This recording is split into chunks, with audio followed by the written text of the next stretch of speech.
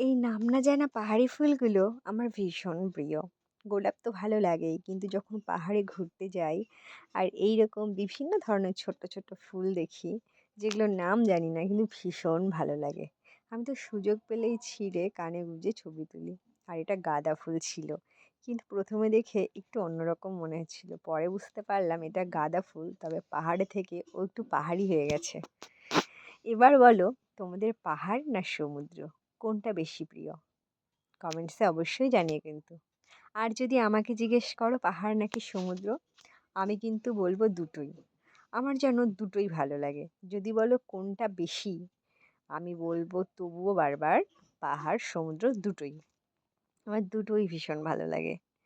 পাহাড়ের এই আঁকাবাঁকা রাস্তা, চড়াই উতরাই, কখনো অনেক উঁচুতে উঠে যাচ্ছি, আবার নিচে নেমে যাচ্ছি, আবার উপরে উঠে যাচ্ছি, চারিদিকে সবুজ, বিভিন্ন ধরনের ছোট্ট ছোট্ট ফুল।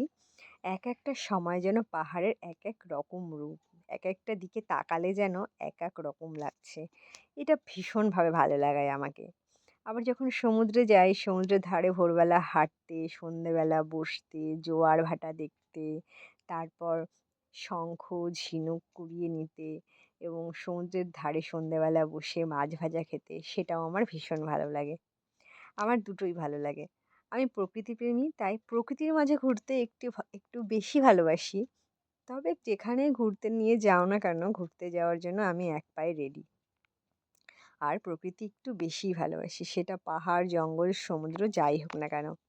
এবার তোমাদের কোনটা বেশি ভালো লাগে, নাকি তোমরাও আমার মতো কমেন্টসে অবশ্যই জানিও।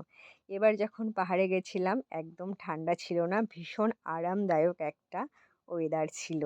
আর এবারে কাঞ্চনজঙ্ঘা দেখতে পেয়েছিলাম। সেই সাদা বরফের চূড়া আগেরবার কিন্তু দেখতে পাইনি।